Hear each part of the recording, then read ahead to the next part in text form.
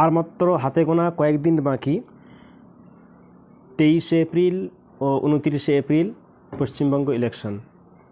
এই 2026 সাল ইলেকশনে আপনি কাকে ভোট দেবেন? আসলে এই নির্বাচনটা, এই লড়াইটা মূলত বাংলা এবং বাঙালির ঐতিহ্য ধরে রাখার, বাঁচানোর লড়াই। কেন এই কথা বলছি?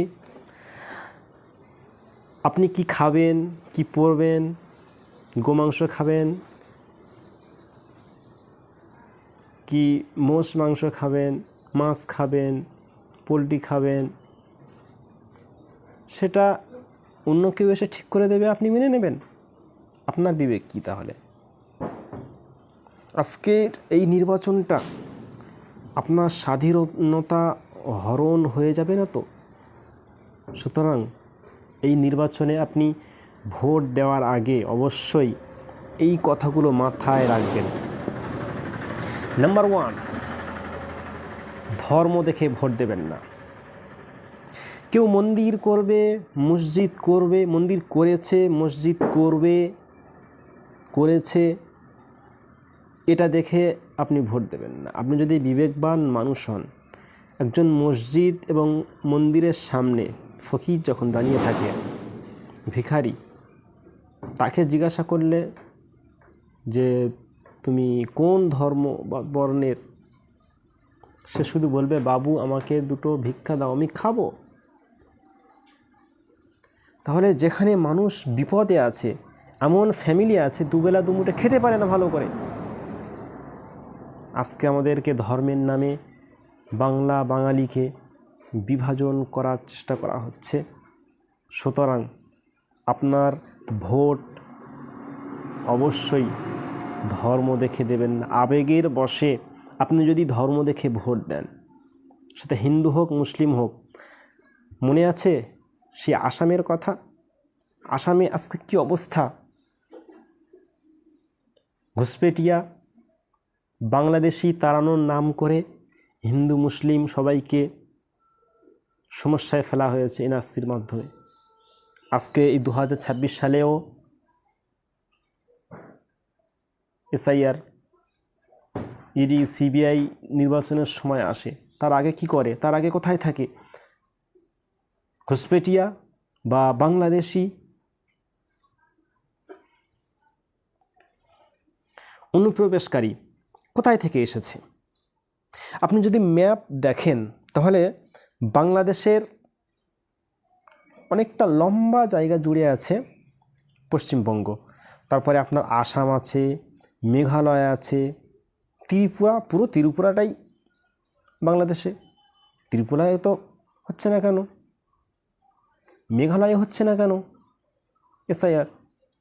কারণ ওখানে বিজেপি শাসিত ক্ষমতায় আছে তাই। সুতরাং আপনি মোটেও ধর্ম দেখে ভোট দেবেন। আজকে বাংলা এবং বাঙালিকে বিভাজন করার চেষ্টা করা হচ্ছে। আমি কোনো ধর্মের বিরুদ্ধে নই, কোনো রাজনৈতিক দলের পক্ষে বা বিপক্ষে নই। আমি একজন সাধারণ জনগণ, সাধারণ মানুষ হিসাবে আপনার বিবেকের কাছে বললাম, অবশ্যই আপনার ভোটটা যেন বাঙালির পক্ষে হয়, মানুষের পক্ষে হয়, মানবতার পক্ষে হয়। নাহলে আপনার বিবেককে আপনি ক্ষমা করতে পারবেন না। আসামে যে অবস্থা হয়েছে, আজকে পশ্চিমবঙ্গে ইচ্ছাকৃতভাবে নির্দিষ্ট একটা সম্প্রদায়কে, নির্দিষ্ট একটা জাতিগোষ্ঠীকে ইচ্ছাকৃতভাবে সঠিক বৈধ কাগজপত্র থাকার পরেও ডিভোটার করে দেওয়া হয়েছে। আজকে হয়রানি করা হচ্ছে। হয়রানি শুধু তারা হয়নি, হিন্দু মুসলিম সবাই হয়রানি হয়েছে। মানুষ বলা হয়েছে, শুনেছি যে 2014 সালে নাকি দেশ আসল স্বাধীনতার রূপ ধারণ করেছে, কিন্তু 2024 সালে শুধু মানুষ হয়রানির সমস্যায় পড়েছে। এই সমস্যা থেকে আপনাকে আগিয়ে আসতে হবে, জাতিকে বাঁচানোর জন্য, ভারতবাসীকে বাঁচানোর জন্য। সুতরাং আপনার ভোটটাকে সঠিক জায়গায় প্রয়োগ করুন, সঠিক জায়গায় দিন, নোটায় দেবেন না, ভুল জায়গা দেবেন না, এমন কোনো জায়গা দেবেন না যে আপনার ভোটটা বেকার হয়ে যাবে। আপনার ওই ভোটটা অনেক মূল্যবান, বিশ্বাস করুন, অনেক মূল্যবান ভোট। এটা হচ্ছে আপনার জীবন বাঁচানোর লড়াই। ভোট ভাগাভাগি না করে সঠিক জায়গায় ভোট দিন। কাকে ভোট দেবেন আপনার ব্যক্তিগত ব্যাপার। আমি বলি, যারা বিভাজন করছে ধর্মের নামে, তাদেরকে কোনো মতেই ভোট দেবেন না।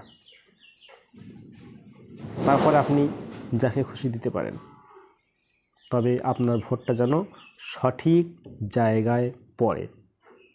উন্নয়ন দেখে ভোট দিন। Thank you.